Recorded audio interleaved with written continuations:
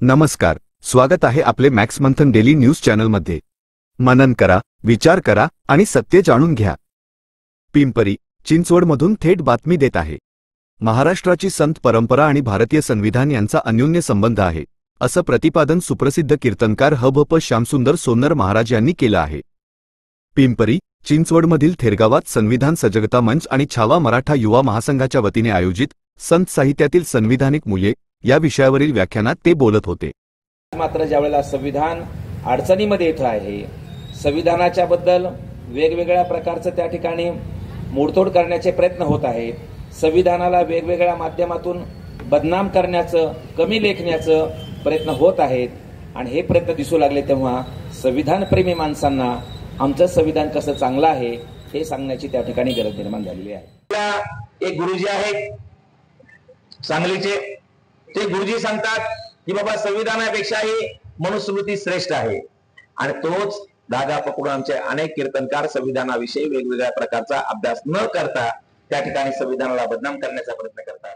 अलीकडे शिव महापुराणाची सुद्धा कथा सगळीकडे फार मोठे बाबा सांगत फिरत आहेत आणि ते सुद्धा आपल्या शिव महापुराण कथेमध्ये अत्यंत स्वरामध्ये सांगतात। काय सांगतात? संविधान तो बदलो यारो, हमें हिंदू राष्ट्र बनाना है। आणि मग अशा प्रकारे धार्मिक कार्यक्रमामध्ये कीर्तनाच्या माध्यमातून, प्रवचनाच्या माध्यमातून, कथेच्या माध्यमातून जर आमच्या संविधानाला बदनाम केलं जात असेल तर ते संविधान या महाराष्ट्रामध्ये जी वारकरी चळवळ उभी राहिली, या वारकरी संतांनी मांडलेल्या विचारावरच आधारित आहे असं सांगून लोकांच्या मनामध्ये संविधानाविषयी आत्मीयता निर्माण झाली पाहिजे हा संकल्प करून की प्रत्येक वाक्याला मी पुरावा देतो, तर अमेरिकेच्या संविधानापेक्षा आपलं संविधान कसं काय श्रेष्ठ आहे याचा पुरावा द्या। देतो पुरावा। अमेरिकेचं संविधान तयार झाल्यानंतर, नीट ऐका, अमेरिकेचं संविधान तयार झाल्यानंतर तिथल्या महिलांना मतदानाचा हक्क मिळण्यासाठी 27 वर्ष संघर्ष करावा लागला। 27 वर्ष अमेरिकेचं संविधान तयार झाल्यानंतर तिथल्या महिलांना मतदानाचा हक्क मिळण्यासाठी 27 वर्ष संघर्ष करावा लागला। मात्र विश्वरत्न महामानव डॉक्टर बाबासाहेब आंबेडकरांनी जे संविधान आम्हाला दिलं आणि ज्या दिवशी संविधान लागू झालं, कोणत्या दिवशी? 26 नोव्हेंबर 1950 रोजी संविधान लागू झालं। इथल्या सर्व माता भगिनींना आम्हाला मतदानाचा हक्क मिळाला। या देशातलं सर्वात मोठ्या पदाच्या पदावर बसलेल्या व्यक्तीची सही झाल्याशिवाय इथला कोणताच कायदा मंजूर होत नाही। कोणतं पद आहे? राष्ट्रपती पद। आणि या राष्ट्रपती पदावर सुद्धा 2 महिला आतापर्यंत बसू शकल्या गेल्या 75 वर्षामध्ये। कोण कोण? एक आपल्या महाराष्ट्राच्या कन्या प्रतिभाताई पाटील आणि दुसरा द्रौपदी मुर्मू। भारतरत्न डॉक्टर बाबासाहेब आंबेडकर यांनी तुम्हाला त्या ठिकाणी अधिकार दिला आणि राष्ट्रपती पदी बसता आलं। विशिष्ट आहे आपल्या बरोबर वेगळा झालेला पाकिस्तानने, त्याच्या अगोदर असणाऱ्या अमेरिकेनं आपलं संविधान त्या ठिकाणी तयार झाल्यानंतर ते संविधान आपल्या महाशक्तीला अर्पण केलं। म्हणजे अमेरिकेचं संविधान गॉडला अर्पण केलं, तर पाकिस्तानचं संविधान हे अल्लाहला अर्पण केलं।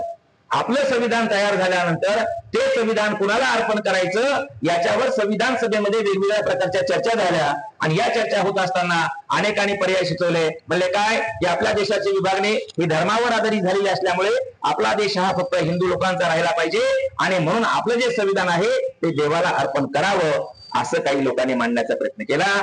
पण त्यावेळेला सर्वांनी सांगितलं की आपला देश हा जरी धर्माच्या आधारावर वेगळा होऊन काही लोक बाहेर गेलेले असले तर त्यांनी जरी इस्लाम स्वीकारलेला असला आपल्या देशाचा धर्म, तरी भारताने तो धर्म स्वीकारलेला नाही। तर आपला देश हा सर्व धर्माचा देश असल्यामुळे आपल्याला एका देवाला ते अर्पण करता येणार नाही। मग काही लोकांनी सुचवलं की बाबा या देशाच्या स्वातंत्र्यासाठी ज्या महापुरुषांनी त्या ठिकाणी बलिदान दिलं त्या महापुरुषाला आपण संविधान अर्पण करूया। याच्यावरही एकमत होऊ शकलं नाही।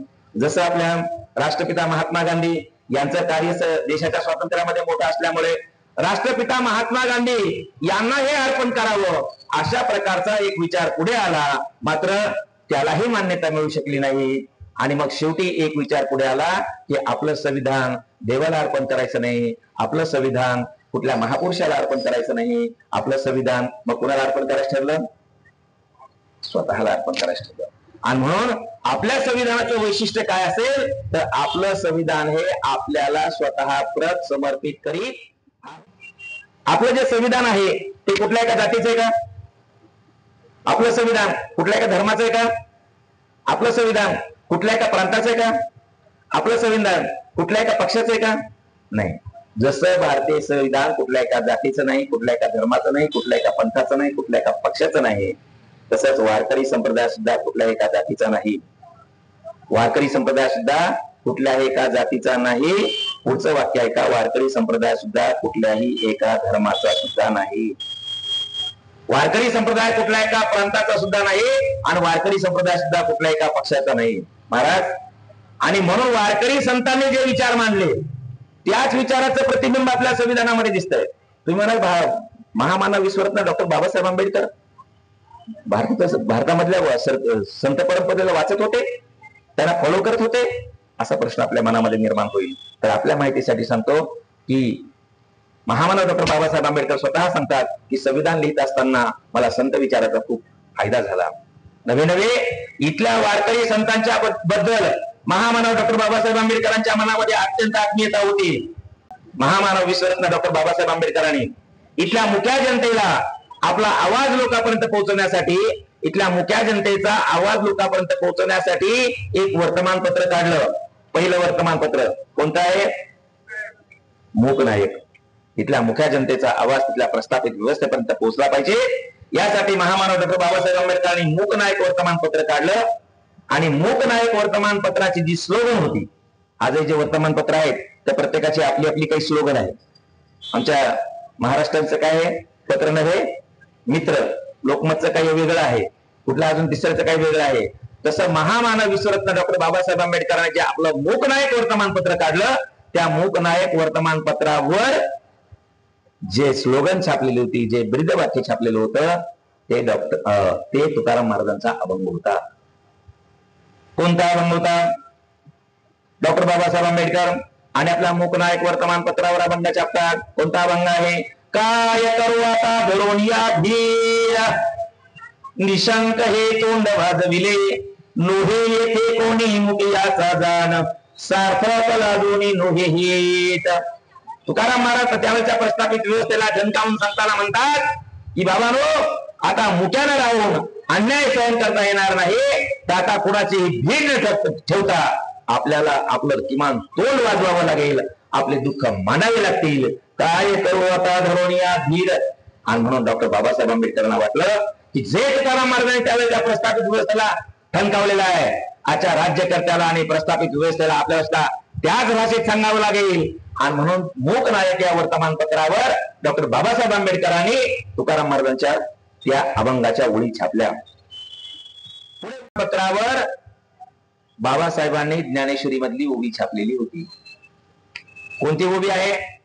ती ओवी अशी आहे की भगवंत अर्जुनाला सांगतात की आता असं तुला हिंमत हारून चालणार नाही, खाली मान घालून बसून चालणार नाही. आता जो संग्राम सुरू झालेला आहे, या संग्रामाला निर्भयपणे तू त्या ठिकाणी सामोरं गेलं पाहिजे आणि त्याच्यासाठी मरण जरेल तर तो पत्करला पाहिजे, अशी सांगणारी ज्ञानेश्वरी मधली ओवी आहे. ती ओवी अशी आहे, अर्जुनाला भगवंत सांगतात, आता कोदंड घेऊन हाते आरुडे काही रथे, दी अलिंगन वीरमूर्ती संग्रामी.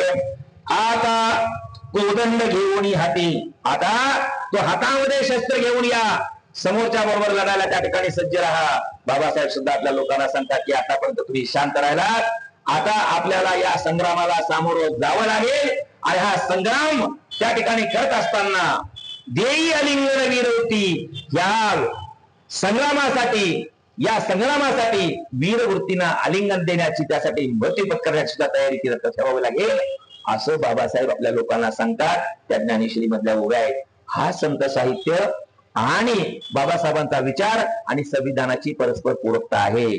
संविधान एका जातीचं नाही, एका धर्माचं नाही, एका पंथाचं नाही, तसं वारकरी संप्रदाय सुद्धा एका जातीचा नाही. आणि ते मी सांगायची गरज नाही, तुकाराम महाराजांच्या अनेक अभंगामध्ये त्याचे उल्लेख आलेले आहेत. एका अभंगामध्ये तुकाराम महाराज म्हणतात, काय म्हणतात? उंचनीच काही नेहमी बळवंता, तिष्ठे भाव भक्त देखून या.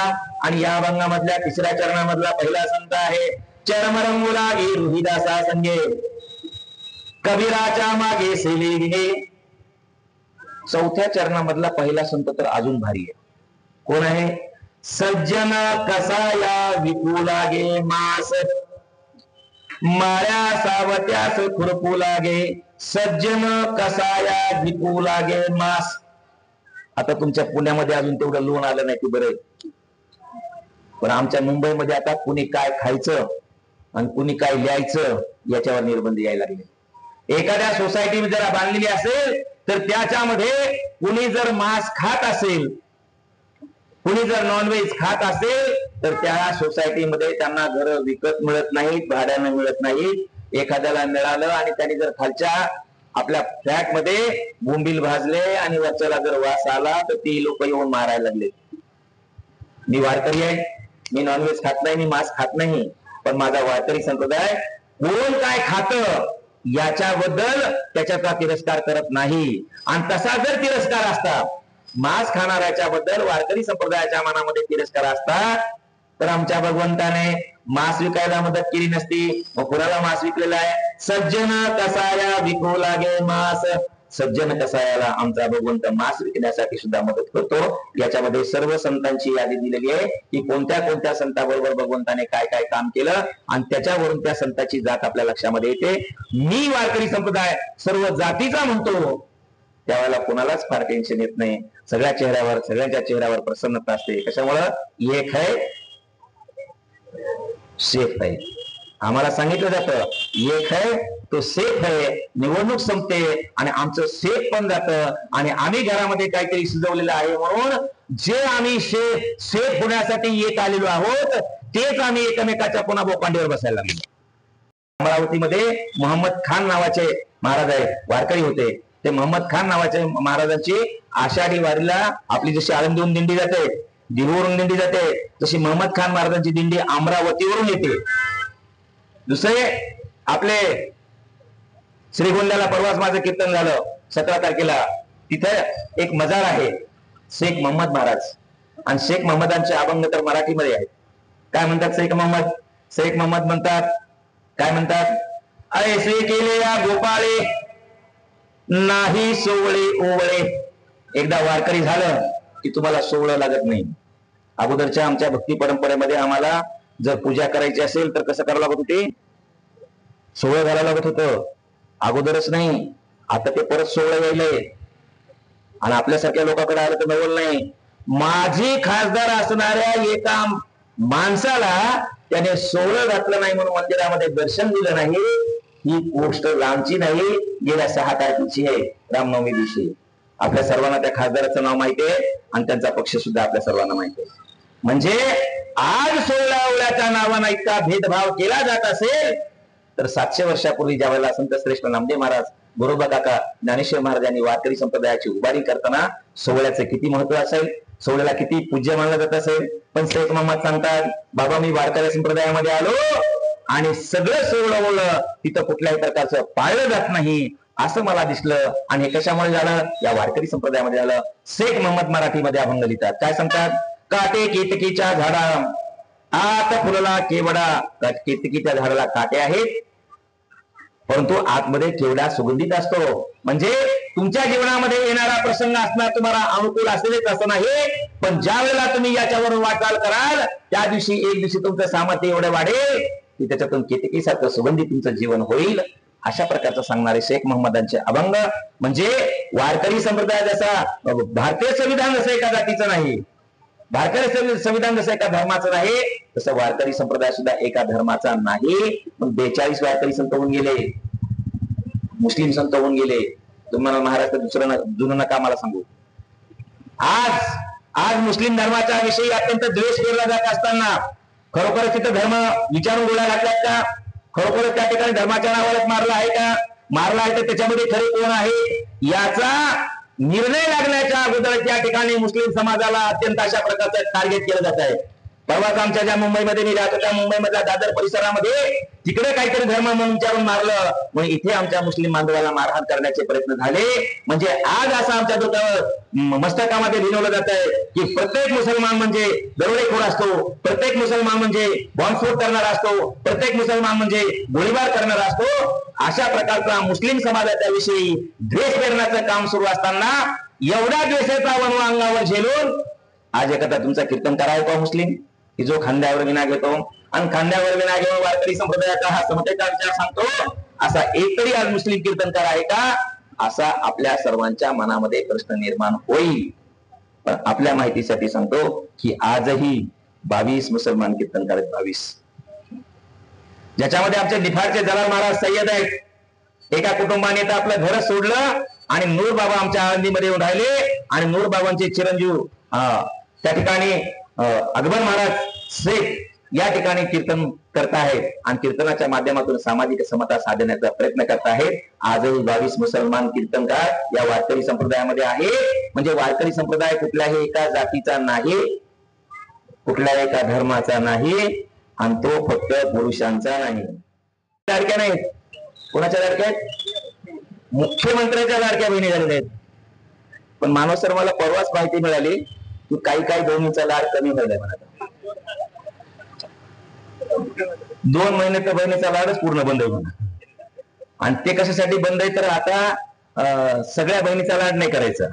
म्हणजे एखाद्या बहिणीच्या घरामध्ये जर गाडी असेल तर तिचा लाड बंद, तिच्या घरामध्ये सरकारी नोकरीला माणूस असेल तर तिचा लाड बंद, अशा प्रकारचं सांगितलं जात आहे. आणि दुसरं आपल्याला 50% आरक्षण दिले. हे वारकरी संतांनी जर आपल्याला पाहिलं तर वारकरी संत परंपरेवर जर आपण यादीवर नजर टाकली तर जितके पुरुष संत आहेत तितके आपल्याला महिला संत त्या ठिकाणी दिसतात. आणि म्हणून महिलांना समान अधिकार दिला पाहिजे हा विचार कदाचित बाबासाहेबांना त्याच्यातून सुद्धा स्फुरलेला असू शकतो. परे कृपानो आना नाही तो लागला कानी तिही वर्णाचाची. वेद ऐश्वर्यवंत आहे असं ज्ञानेश्वर महाराज म्हणतात, पण तो म्हणले कृपण आहे. कृपण म्हणजे कंजूस आहे. म्हणजे काय कंजूसपणा करतो तर म्हणले तो 3 वर्गाला न्याय देतो आणि इतरावर अन्याय करतो. मग ज्ञानेश्वर महाराजांना विचारा, महाराज इतरावर अन्याय करतो म्हणजे कुणाकडून अन्याय करतो ते जरा स्पष्ट मध्ये सांगा. आणि मग ज्ञानेश्वर महाराज सांगतात, काय म्हणतात, वेद बहु कृपण झाला तो तिन्ही वर्णाचे कानी लागला, स्त्री शूद्रासी आबोला धरिला तेने. वेद हा स्त्रिया आणि शूद्रावर आबोला धरतो, त्यांच्याशी तो पटकून राहतो आणि म्हणून वेद पक्षपाती आहे. म्हणून माझ्या तुकाराम महाराजांनी असा वेद निर्माण केला. बरं तो वेद आहे ना, तो वेद वाचायला माझ्यासारखी सांगितल्याप्रमाणे सोवळे बिवळे घालावं लागतात आणि विशिष्ट अशा प्रकारच्या दिशेला तोंड त्याच्या रुचा म्हणावं लागतात. मंत्र तळे थोडा तरी धडचे होय वेडा. जर आपण ते वेद वाचताना जर आपल्यामध्ये चूक झाली तर त्याचा फायदा तर होत नाही, उलट तोटा होत. म्हणजे काय होतं तोटा? धडचे होय वेडा म्हणजे त्या वेदामधला एखादा मंत्र खालीवरी झाला तर तो वेडा होईल आणि त्याला वाचण्याचा सुद्धा सगळ्याला अधिकार नाही. माझ्या तुकाराम महाराजांनी मात्र असा वेद निर्माण केला की तो कुणाकुणाला वाचता येईल, कुणाकुणाला वाचण्याचा अधिकार आहे. तो अधिकार महाराज एका ठिकाणी सांगतात. काय अधिकार आहे? ब्राह्मण क्षत्रिय वैश्य शूद्र. तो ब्राह्मणांना वाचता येईल, तो क्षत्रियांना वाचता येईल, तो शूद्रांना वाचता येईल. पण या शूद्रापेक्षा एक जात आहे चांडाळ. ब्राह्मण क्षत्रिय वैश्य शूद्र चांडाळाही अधिकार बाळे नारी नर अधिकरोणी वेशाही. वेशांना सुद्धा आमच्या तुकाराम महाराजचा गाथा वाचता येतो. आणि एका दिवशी तुम्हाला आंघोळ नाही करता आली तरी न लगे आंघोळी तोंड धुवावे. बिना आंघोळीचा गाथा वाचला तरी तुम्हाला काही पाप लागत नाही. असा तुकाराम महाराजचा गाथा सरकारी खर्चांना प्रसिद्ध करून कमी किमतीत लोकांपर्यंत पोहोचवण्याचं काम कोणी केलं असेल तर ते अलेक्झांडर यांनी केलेलं आहे. कोण आहेत अलेक्झांडर? अलेक्झांडर हे मुंबई विद्यापीठाचे पहिले कुलगुरू आणि अलेक्झांडर हे तत्कालीन मुंबई सरकारचे गव्हर्नर म्हणजे राज्यपाल. ते गव्हर्नर इंग्रजांचे होते. गव्हर्नर ते कोण? अलेक्झांडर. अलेक्झांडर हे इंग्रजांचे गव्हर्नर होते आणि ते इंग्रजांचे गव्हर्नर असल्यामुळे कधीच कुणालाच कसल्याही परिस्थितीत पहाटे 6 वाजता शपथ देत नव्हते. आता मला सांगा, आपल्याकडे इंग्रज आले, काय म्हणून आले? ते इंग्रज व्यापारी म्हणून आले. इंग्रजीचा व्यापारी म्हणून आले. इथल्या संस्कृतीचा अभ्यास केला, इथल्या मातीचा अभ्यास केला, इथल्या ग्रंथाचा अभ्यास केला आणि या प्रत्येक विभागाचा अभ्यास करण्याचा एक वेगवेगळ्या मार्गाला माणसाला नेमलेलं होतं. अलेक्झांडर हे शिक्षण तज्ञ असल्यामुळे, विचारवंत असल्यामुळे त्यांच्याकडे इथल्या साहित्याचा अभ्यास करण्याची जबाबदारी होती आणि मग अलेक्झांडर इथलं साहित्य वाचत होते. म्हणजे आमच्या कानडी मधलं बसवेश्वरांचं एखादं जर वचन वाचायचं असेल तर त्या कानडी मधल्या बसवेश्वरांचं, ज्याला कानडी येतं आणि ज्याला इंग्रजी त्याला बोलवायचं, बसवेश्वरांचं कानडी मधलं वचन वाचायला लावायचं आणि तो इंग्रजीमध्ये समजून घ्यायचं. आमच्या रविदास महाराजांचा, आमच्या कबीर महाराजांचा, आमच्या मीराबाईचा एखादा जर दोहा समजून घ्यायचा असेल तर ज्याला हिंदी येतं आणि इंग्रजी येतं त्याला बोलायचं, हिंदीमध्ये दोहा वाचायला लावायचा आणि इंग्रजीमध्ये समजून घ्यायचा. असं वेगवेगळ्या संतांचं साहित्य वाचत असताना अलेक्झांडर महाराष्ट्रातल्या संत आणि विचारवंतांचं साहित्य वाचू लागले आणि वाचता वाचता त्यांच्या वाचनामध्ये गाथा का प्रसिद्ध केल्या ते सांगतो तुम्हाला. वाचता वाचता त्यांच्या वाचनामध्ये तुकाराम महाराजांची गाथा आली. मराठी माणसाला बोलावलं, ज्याला इंग्रजी येतं आणि ज्याला मराठी येतं. महाराष्ट्रामध्ये ते राहत असल्यामुळे, मुंबईमध्ये मोठ्या प्रमाणात मराठी माणसं असल्यामुळे काही मराठी शब्द अलेक्झांडरला कळू पण लागले होते. तरी सुद्धा ज्याला मराठी येतं आणि ज्याला इंग्रजी येतं त्याला बोलावलं आणि त्यांच्याकडून गाथा समजून घेऊ लागले. एक एक एक एक अभंग समजून घेत असताना एका अभंगाच्या माध्यमातून तुकाराम महाराज म्हणत होते की श्यामसुंदर महाराज सकाळचं काल्याचं कीर्तन करून कितीही 2-2 लोक आणि 3-3 ट्रेन मधून इथे आले आणि कितीही चांगल्या प्रकारचं कीर्तन केलं तरी त्यांना संत म्हणता येत नाही. काय म्हणले तुकाराम महाराज, नवती ते संत करिता कीर्तन सांगता पुराण, नवती संत कीर्तन करणारा संत नाही, पुराण सांगणारा संत नाही. मग महाराजाला विचारलं, महाराज भगवे कपडे घालतात त्याला तरी संत म्हणता येईल ना? महाराज म्हणले भगवे कपडे घातलेला संत नाही असं नाही, पण कुणीतरी भगवे कपडे घातले आणि मला संत म्हणायला लागला तर त्याला संत म्हणता येणार नाही. आणि जर फक्त भगवे कपडे घातले तर आणि म्हणूनच संत म्हणायचा असा जर निर्णय झाला तर महाराज म्हणले गावातल्या सगळ्या कुत्र्यांना मी नाही बरं का. तुकाराम महाराज म्हणले काय म्हणले, भगवे तरी स्वान सहज वेश त्याचा तेथे अनुभवाचा काय पंथ. अरे भगवे कपडे घातले म्हणून तुला संत म्हणायचं ठरलं तर गावातल्या सगळ्या कुत्र्यांना संत म्हणावं लागेल. मग महाराजाला विचार, महाराज जे टिळे टोपे लावतात त्यांना तरी संत म्हणता येईल ना? म्हणजे पांढरा शुभ्र धोतर आहे, पांढरा शुभ्र सदरा आहे, पांढरी शुभ्र टोपी आहे, ती पण जरा वाकडी घातलेली आहे, गळ्यामध्ये 10-12 माळा आहे, रुद्राक्षाचे आहे, स्फटिकाचे आहे, तुळशीचे आहे, माळ्याचं माळ 10-12 माळा आणि गंधाचा साधारणतः असा मध्यभागापासून वरलेला पट्टा, इकडून एक पांढरा पट्टा, इकडून एक पांढरा पट्टा आणि मध्ये ठिपके, खाली शिदोबाचा, वर देवबाचा, वर ज्योतिबाचा, वर खंडोबाचा, असे 10-12 गंध, 15-16 माळा. महाराज त्याला तरी संत म्हणावं लागेल ना? महाराज म्हणले त्याला तर संत म्हणूच टाका. आणि मग म्हणले त्याने एवढी केली सजावट त्याचं काय करायचं? ते म्हणले त्यानं पोटासाठी घेतलेलं सोंग आहे. कोण म्हणलं? मी नाही, तुकाराम महाराज. काय म्हणले महाराज, टिळे टोपी माळा देवाचे गबाळ वागवी उंगळ पोटासाठी. टिळे टोपी हे जे काही त्याने गबाळ वागवलेलं साधुत्व नाही, पोट भरण्यासाठी घेतलेलं सोंग आहे. पण साहेब असले जे बोगस संत आहेत ना, त्या बोगस संतांचे प्रचारक एवढे भारी असतात. आमचे बाबा एवढे श्रेष्ठ आहेत, एवढे श्रेष्ठ आहेत, आमचे बाबा एवढे श्रेष्ठ आहेत की 6 महिने गुहेत राहतात आणि 1च महिना बाहेर येतात. आणि ज्यांचं भाग्य थोर आहे त्यांना दर्शन मिळतं. कोणाला मिळतं? ज्यांचं भाग्य थोर आहे त्यांना दर्शन मिळतं. मग आपल्याला जोर असतो कशाचा थोर व्हायचा. मग ते जरा आमच्या दर्शनाचं बघा ना तुमचे बाबाचे. नाही, जेव्हा तुमचं भाग्य उजवेल तेव्हा तुम्हाला दर्शन मिळेल. आमचे बाबा असं दर्शन देतच नाहीत. आपली उत्सुकता अजून वाटते आणि मग आपण पक्के त्याच्या कायात अडकलोय असं लक्षात आलं की मग एक दिवशी हळूच म्हणतोय, काय बाबा आता बाबाही जवळचे, तुम्हीही जवळचे, बाबा तर तसं दर्शन देत नाहीत, पण तुम्हाला खूप आवड दिसायली, तुम्हाला खूप उत्सुकता दिसायली. बाबा तसे दर्शन देत नाहीत पण मी तुमच्यासाठी काहीतरी करतो. तसे बाबा दर्शन देत नाहीत पण मी तुमच्यासाठी काहीतरी करतो. तुम्ही बाबाच्या मठासाठी जरा 1-2-4 लाखाची सोय करा. 2-4 लाखाची बाबाच्या मठाची सोय केली तर मग मी दर्शनाची सोय करतो. आता माणूस पैशावाला होता, ते म्हणला ठीक आहे जाऊ द्या, 4 लाख रुपये जातील, घेऊ आपण दर्शन. त्या 4 लाख रुपये जमा केले, एकत्र केलं. पण दर्शन घ्यायच्या अगोदर मला जरा तुकाराम महाराजाला भेटावं. त्याने 4 लाख गोळा केले, तुकाराम महाराजाकडे गेला. मला, बाबा महाराज आपल्या गावामध्ये एक साधू आलेले आहेत आणि ते दर्शनासाठी 5 लाख रुपये मागतात, तर 5 लाख रुपये देऊन घेऊ का दर्शन? तुकाराम महाराज म्हणले, 5 लाख रुपये देऊन दर्शन घेणे एवढं त्यांचं मोठे पण काय? तर ते म्हणले ते 6 महिने गुहेत राहतात. तुकाराम महाराज म्हणले, अरे बाबा केवळ 6 महिने गुहेत राहतय म्हणून त्याचं दर्शन घ्यायचं असेल तर उंदराचं घेणं. ते 12 महिने बिळतच राहतंय आणि दर्शन फुकट आहे. मी नाही बघा कोण म्हणतोय? तुकाराम महाराज. काय म्हणतात? कोरोनिया भूमीमध्ये करे वास. अरे जमीन कोंगर मध्ये कोण राहत असेल तर त्याला संत म्हणता येत नाही. आणि मग महाराजांना विचारलं, महाराज तुम्ही श्यामसुंदर महाराज एवढं चांगलं कीर्तन करता त्यांना संत म्हणत नाही, तुम्ही त्या ठिकाणी भगवे कपडे घातलेला संत म्हणत नाही, तुम्ही टिळे टोपे लावणाऱ्याला संत म्हणत नाही, तुम्ही गुहेत राहणाऱ्याला संत म्हणत नाही, मग या जगात साधू तो नाहीच का? या जगात संत तो नाहीच का? आणि मग तुकाराम महाराजांनी केलेली ती साधुत्वाची आणि देवत्वाची व्याख्या की जी इथे बसलेल्या प्रत्येक माणसाच्या जिभेवर आहे. काय म्हणतात तुकाराम महाराज? होय, साधुत्व आहे, देवत्व आहे, पण कुणाकडे आहे? जो रंजल्या गांधीलांची सेवा करतो त्याच्याकडे आहे. महाराज म्हणतात, जे का रंजले गांधले त्यासे म्हणे जो आपुले, तोची साधू ओळखावा देव तिथेची जाणावा. अलेक्झांडर वाचतोय आणि अलेक्झांडरनं हा अभंग वाचला आणि समजून घेतला सगळा मधु सभा कैसे सज्जनाचे चित्त, दया करणे जे पुत्राची तेची दासा आणि दासी, खरा तो एकची धर्म जगाला प्रेम अर्पावे. हे जे साने गुरुजींचं वचन आहे ना, ते तुकाराम महाराजांच्या या अभंगावर आधारित असावं असं दोन्हीकडचे प्रत्येक चरण वाचले तर आपल्या लक्षात येतं.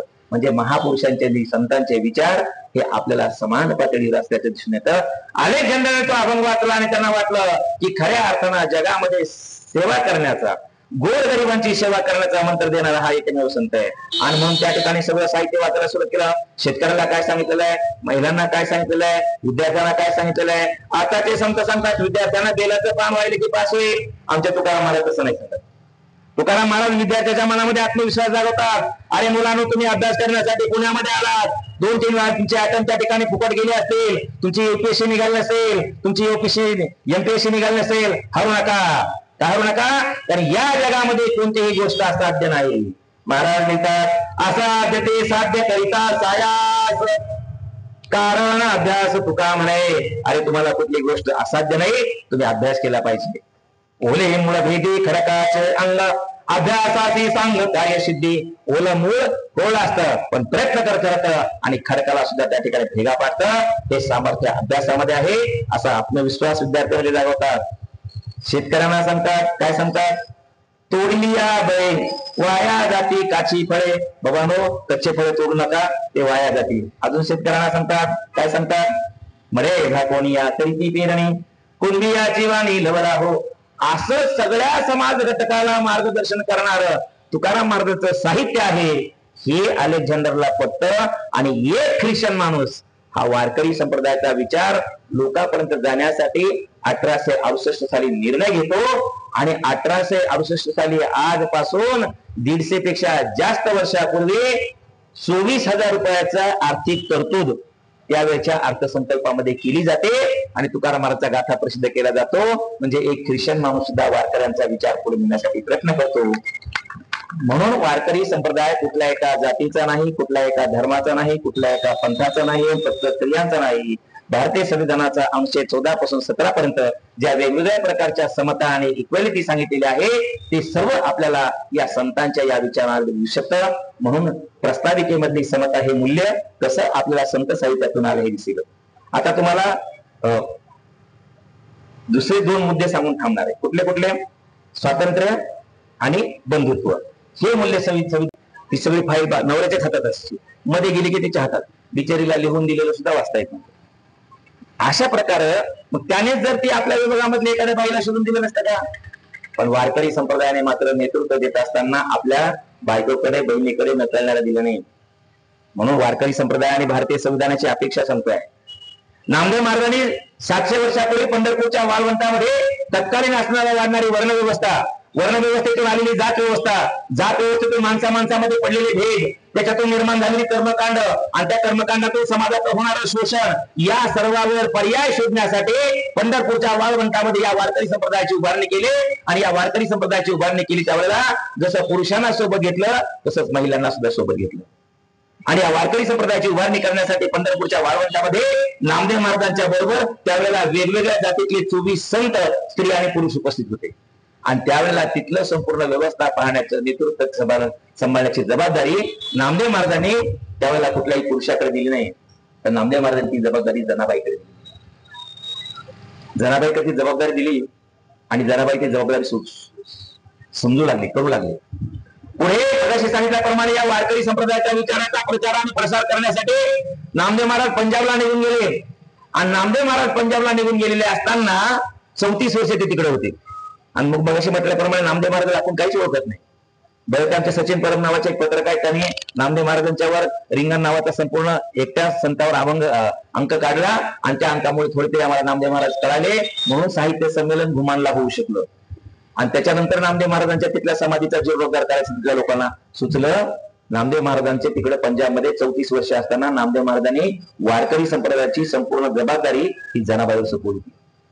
तरी आज आमचे कीर्तनकार वारकरी संप्रदायाला सुद्धा किती वेगळं वळण लावलं जातंय ते आपण बघितलं पाहिजे. आज आमचे कीर्तनकार म्हणतात महिलांनी टाळ वाजवू नये, महिलांनी कीर्तन करू नये, महिलांनी वारकरी संप्रदायाचं नेतृत्व करू नये. आज असे कीर्तनकार सांगतात, पण असे कीर्तनकार हे वारकरी संप्रदायाला मजबूत करत नाहीत, तर वारकरी संप्रदायाला संकुचित करतात असं म्हटलं पाहिजे. का? कारण वारकरी संप्रदायाचा पहिलं व्यासपीठ त्याला ज्याला आम्ही म्हणतो ती पहिले पुरुष नाही, ते जनाबाई आहे. आणि जनाबाई नामदेव महाराजाला आदेश देते. काय म्हणते जनाबाई? नामदेव कीर्तन करे, नामदेव महाराज तुम्ही कीर्तन करा. नामदेव कीर्तन करे पुढे देव नाचे पांडुरंग, जनी म्हणे ज्ञानदेवा बोला भंग. नामदेव महाराजांनी ज्ञानेश्वर महाराज सुद्धा आदेश देण्याची ताकद जनाबाईमध्ये. म्हणून नामदेव महाराज पंजाबमध्ये 34 वर्ष राहिलेले असताना इथला वारकरी संप्रदाय सांभाळण्याचं काम जनाबाईवर सोपवलं होतं. आणि जनाबाई तो वारकरी संप्रदाय सांभाळत असताना आता आपल्या सर्वांना माहिती आहे, सगळ्यांचा अनुभव आहे की एखादी महिला जर चांगलं काम करायला लागली, सामाजिक कार्य असो, आपल्या विभागातलं कार्य असो, अगदी आपल्या सोसायटीतलं कार्य असो, एखादी महिला जर चांगलं काम करायला लागली तर आमच्या पुरुष मंडळीच्या पोटामध्ये मळमळ व्हायला सुरुवात होते. आणि मग आम्ही त्या महिलेच्या चुका शोधण्याचा प्रयत्न करतो. पण तुम्हाला सांगतो, आपण झोपेतून उठायच्या अगोदर या उठलेल्या असतात आणि आपण झोपायला गेल्यानंतर सगळं आवरून त्या ठिकाणी येत असतात. छोट्या छोट्या कामाची सुद्धा त्यांना सवय असल्यामुळे त्या ठिकाणी चुका होऊ देत नाही. तशी माझी जनाबाई सुद्धा पंढरपूरच्या वाळवंटामध्ये हा वारकरी संप्रदाय सांभाळू लागली. त्यावेळेला तिथल्या प्रस्थापित लोकांच्या मनामध्ये मळमळ व्हायला लागली. जेंडर इक्वेलिटी सांगतोय की जे वारकरी संप्रदायामध्ये होती त्याचंच प्रतिबिंब आपल्याला भारतीय संविधानामध्ये महिलांना समान अधिकार देण्याच्या मध्ये झालेलं दिसतं आपल्याला. पंढरपूरच्या वाळवंटामध्ये जनाबाई ज्यावेळेला वारकरी संप्रदाय सांभाळू लागली त्यावेळेला तिथल्या सर्व प्रस्थापित लोकांच्या मनामध्ये मळमळ व्हायला लागली. आणि मग ते जनाबाईला नाउमेद करण्यासाठी, तिच्या चुका शोधण्यासाठी प्रयत्न करू लागले. जनाबाईच्या चुका सापडेनात. आणि आपल्या सर्वांना माहित आहे की एखाद्या स्त्रीची जर आम्हाला चूक सापडली नाही तर तिला नाउमेद करण्यासाठी, तिला मागे लोटण्यासाठी आमच्याकडे एक शस्त्र आहे. कोणतं? तिच्या राहणीमानावर चर्चा करायची. आणि राहणीमानावर चर्चा करून अलगदपणे तिच्या चारित्र्याबद्दल संशय निर्माण करायचा. आजही आमच्या कीर्तनकार जर तुम्ही युट्यूबवर पाहिले तर त्याच्यामधले 99% कीर्तनकार हे महिलांच्या पदरावरच बोललेले असतात. मग 700 वर्षापूर्वी काय परिस्थिती असेल? जनाबाईची सूक्ष्म दिसेना, त्यावेळेला मग जनाबाईच्या राहणीमानावर चर्चा सुरू केली. काय जमीन आहे? रस्त्यानं चालते, रस्त्यानं चालताना पदर डोक्यावर नसतो, कशी चालते, बाई आहे का कोण आहे? अशा प्रकारे जनाबाईवर त्या ठिकाणी टीका केली जाऊ लागली, जनाबाईवर आरोप केले जाऊ लागले, कुजबूज केली जाऊ लागली. पण ती जनाबाई होती. जनाबाई एवढी खंबीर माणसाला तर घाबरत नव्हतीच, व देवाला सुद्धा घाबरत नव्हती. कोण? जनाबाई. तुम्हाला सांगतो साहेब, जनाबाईने इतक्या चांगल्या शिव्या देवाला दिलेल्या आहेत. कुणाला? देवाला. जनाबाईने इतक्या चांगल्या शिव्या देवाला दिलेल्या आहेत की तितक्या चांगल्या शिव्या इथे बसलेल्या आमच्या सर्व काही मंडळींना ट्युशन जरी लावलं कशाचं? शिव्यांचं, तरी जनाबाई इतक्या चांगल्या शिव्या तुम्हाला देता येणार नाही. आहेत आपल्याकडे एखादा क्लास? नाही, शिव्यांचा क्लास नाही. काय ते माझ्या मुली मुंबईमध्ये राहतात त्याच्यामुळे त्यांना चांगल्या शिव्या देता येत. उन्हाळ्याच्या सुट्टीला गावाकडे वगैरे गेला त्यांची फार अडचण होते. मग तुमच्याकडे जर एखादा क्लास असेल तर मी आपलं 2-4 दिवस पाटील साहेबांचं घर मोठं दिसतंय, दोघे मुलींना यांच्याकडे ठेवतो, 2-3 महिन्याचा क्लास करतील आणि परत जातील आणि चांगल्या शिवाय देईन. नाही क्लास नाही. आता आपल्याकडे जरा पिंपरी चिंचवड म्हणजे साईडचा भाग आहे, सदाशिव पेठेमध्ये एखादा क्लास असेल का? नाही तिकडे पण नाही. तिकडे फार शिक्षण हा वगैरे आहे म्हणतात ना. चांगल्या गोष्टी शिकून येत नाहीत आणि वाईट गोष्टी मात्र न शिकवता आल्याशिवाय राहत नाही. आता त्या कॉम्प्युटरची जाहिरात असते सगळीकडे की 3 महिन्याचा कोर्स केला की पोराला नोकरी हमी. मग वडिलांना सुद्धा हाऊस असते. कशाची? वडिलांना असते हाऊस कॉम्प्युटर शिकवण्याची. वडिलांना मुलाला कॉम्प्युटर शिकवण्याची असते हाऊस, पण 3 महिन्यात पोराला पकडता येत नाही माऊस. असंच करते नसतं. म्हणजे चांगल्या गोष्टी शिकून येत नाहीत. हे मी नाही, आमचे कबीर महाराज म्हणतात, गोरस फिरे गली गली मदिरा बैठे बिकाये, सती को धोती भी न मिले, कसा भी न खासा पहनाये. चांगल्या गोष्टी तुम्हाला घरी आणून दिल्या तरी तुम्ही घेत नाही, आणि वाईट गोष्टी मात्र चोरून जरी विकल्या ते घेतल्याशिवाय राहत नाही. गोरस फिरे गली गली, गोरस म्हणजे दही दूध तूप लोणी. त्या दूधवाल्याला सांगितलं, बाबा आमच्याकडे 2 लिटर टाकी जा. रोज दूधवाला आपण झोपेतून उठायच्या आधी बेल वाजवतो आणि 2 लिटर दूध आपल्या घरी आणून देतो. मग आपल्याला सकाळी चहा प्यायला दूध लागते, मग ते दूधवाल्याला एकदा सांगितलं की तो दूध आणून देतो, तसं संध्याकाळी काही लोकांना लागते. मग सकाळी दूधवाला जसं आपल्याला आणून देतो तसं संध्याकाळी ती येते का? नाही का? चांगल्या गोष्टी शिकून येत नाहीत. जनाबाईला सांगतो, जनाबाई ही देवाला घाबरत नव्हती. किती वाईट शिवाय दिला देवाला त्यांनी सांगू का? जनाबाई म्हणले देवाला, अरे विठ्या विठ्या विठ्या, मुळा माईच्या कारट्या, तुझी रांड रंडकी झाली, जन्म सावित्रा चुडालावी, उभा राहोनी अंगणी, शिव्या देती दासी जणी. इतक्या कडक शिव्या जर जनाबाई देवाला देत असेल, ती माणसाला घाबरली असेल का? तिनं बघून घेतलं आणि एक दिवशी बाजारात जाऊन उभी राहिली. काय म्हणतात? पदर पडला म्हणता, पदर घाळला म्हणता, पदर खाली गेला म्हणता, हा पदर मी फेकून दिला. डोईचा पदर आला खांद्यावरी, भरल्या बाजारी जाईल मी. डोईचा पदर पडला काय सांगता, मी फेकून दिला. जरे तुला कीर्तन करण्याचा अधिकार नाही, जरे तुला टाळ वाजवण्याचा अधिकार नाही. जनाबाई पाय रोवून त्या बाजारात उभी राहिले आणि जनाबाईने सांगितलं, हातामध्ये टाळ, खांद्यावरी विना, आता मज मना कोणतरी. मी हातामध्ये टाळ घेतलेला आहे, खांद्यावर विना घेतलेला आहे, मला मनाई करणारे तुम्ही कोण आहात?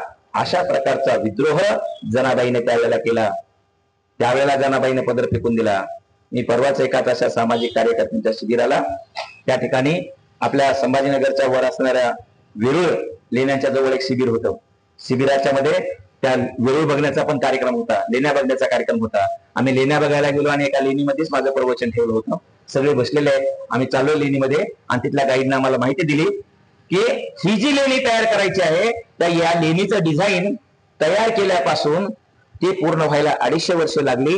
म्हणजे 250 वर्षानंतर, 250 वर्षापूर्वीच्या माणसानं जसं डिझाईन केलं तसं डिझाईन 250 वर्षाच्या पुढच्या माणसानं पूर्ण केलं. 5 पिढ्या त्याच्यामध्ये खपल्या.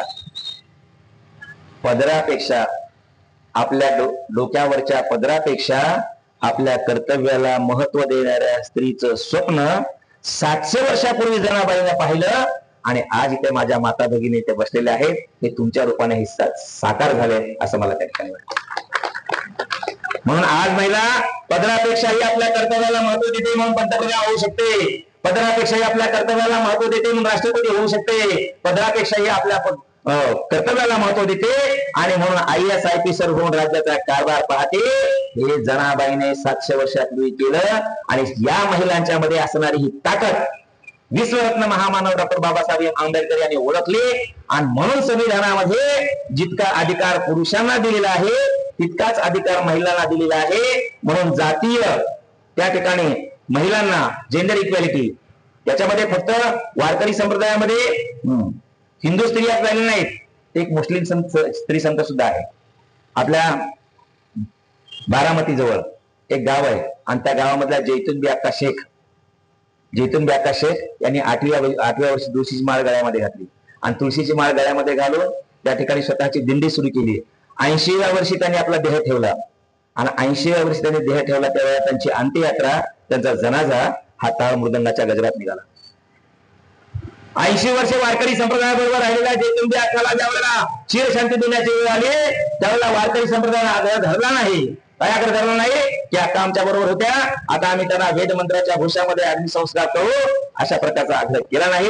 कारण वारकरी संप्रदाय जसं भारतीय संविधान आपल्याला आपल्या धर्माप्रमाणे आचरण करण्याचं स्वातंत्र्य देतं, तसाच वारकरी संप्रदाय सुद्धा आपल्या धर्माप्रमाणेच आचरण करण्याचं स्वातंत्र्य देतं. आणि म्हणून जैतुनबी अक्काची अंत्ययात्रा, जनाजा हा टाळ मृदंगाच्या गजरात निघाला आणि त्यांना कब्रस्तानमध्ये चिरशांती देण्यात आली.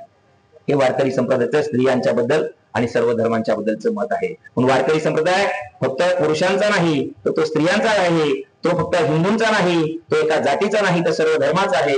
महाराज तुम्ही दोनच धर्म सांगितले, सर्व धर्माचा तुम्ही मगाशीपासून म्हणायला लागलात. पण वारकरी संप्रदायातल्या दोन संतांचाच उल्लेख केलाय, एक मुस्लिम संत आणि हिंदू संत. पण इथे आणखीन एका धर्माबद्दल असंच त्या ठिकाणी प्रचार केला जातो की त्यांची जी सेवा कार्य आहे ते सेवा कार्य वृद्धाश्रम असो, कुष्ठरुग्णांचे आश्रम असो, हे काही सेवा करण्यासाठी नाही, तर ते धर्मप्रचारासाठी आहेत. असा आणखीन एका धर्माचा अपप्रचार केला जातो. कोणत्या? मग या ख्रिश्चन धर्मामधल्या एखाद्या माणसानं तुम्ही सांगता तो वारकरी संप्रदायाचा विचार लोकांपर्यंत पोहोचवण्यासाठी, त्याचा प्रचार आणि प्रसार करण्यासाठी काही प्रयत्न केलेले आहेत का, असा तुमच्यामध्ये प्रश्न असेल तर 3-4 वर्षापूर्वीच अखिल भारतीय साहित्य संमेलनाचे अध्यक्ष एक ख्रिश्चन माणूस होऊन गेला. त्यांचं नाव आहे, आमच्या मानव सरांनी सांगितलं, फादर फ्रान्सिस दिब्रिटो. आणि फादर फ्रान्सिस दिब्रिटो यांचं सगळं साहित्य जर पाहिलं तर ते वारकरी संतांच्या साहित्यावरचं संशोधन केलेलं जास्तीत जास्त साहित्य आहे. त्याच्या अगोदर आमचा जो 5वा वेद आहे ना, तो 5वा वेद सरकारी खर्चानं प्रसिद्ध करून कमी किमतीत लोकांपर्यंत पोहोचवण्याचं पहिलं पाऊल कोणी टाकलं असेल तर ते कुठल्या हिंदू राजाने टाकलं नाही, हिंदू पंतप्रधानाने टाकलं नाही, हिंदू मुख्यमंत्र्यांनी टाकलं नाही, हिंदू सरपंचाने टाकलं नाही, तर आमचा 5वा वेद सरकारी खर्चानं प्रसिद्ध करून कमी किमतीत लोकांपर्यंत पोहोचवण्यासाठी पहिलं पाऊल कोणी टाकलं असेल तर ते ख्रिश्चन माणसानं टाकलेलं आहे. आणि त्या माणसाचं नाव आहे ग्रँड अलेक्झांडर. 5वा वेद कोणता माहिती आहे ना? अगोदर 4 वेद होते, पण त्या 4 वेदापेक्षा आम्ही आणखीन एक 5वा वेद स्वीकारला वारकऱ्यांनी. तो 5वा वेद म्हणजे तुकाराम महाराजांची गाथा. अगोदर 4 वेद असताना वारकरी तुकाराम महाराजांच्या गाथ्याला 5वा वेद म्हणतात. का बरं म्हणत असले पाहिजे? कारण अगोदरचे जे 4 वेद आहेत ते पक्षपाती आहेत असं मी म्हणत नाही, असं ज्ञानेश्वर महाराज म्हणतात. अगोदरचे जे 4 वेद आहेत ना ते पक्षपाती आहेत असं मी नाही, ज्ञानेश्वर महाराज म्हणतात. या कार्यक्रमाला सामाजिक कार्यकर्ते मानव कांबळे यांनी अध्यक्षपद भूषवलं.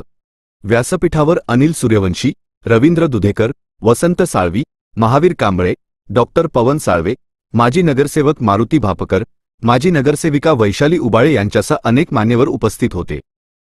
यावेळी बोलताना ह.भ.प. सोन्नर महाराज यांनी स्पष्ट सांगितलं की भारताचे संविधान निर्माते डॉक्टर बाबासाहेब आंबेडकर हे संत परंपरेचा खूप आदर करायचे.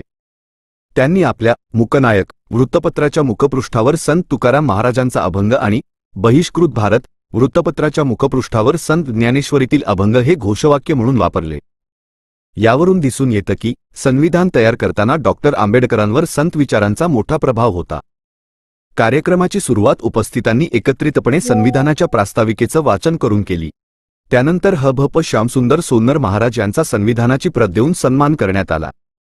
हा कार्यक्रम यशस्वी करण्यासाठी प्रदीप पवार, नरेंद्र बनसोडे, अरुण पवार, संजय उबाळे, दिलीप रणपिसे, भास्कर पानपाटील आणि विशाल जाधव या कार्यकर्त्यांनी विशेष मेहनत घेतली.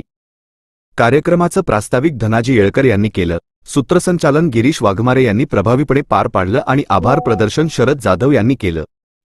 थोडक्यात सांगायचं तर भारतीय संविधानात संतांच्या विचारांचा वारसा जपला गेला आहे असं महत्त्वपूर्ण मत या व्याख्यानातून व्यक्त झालं.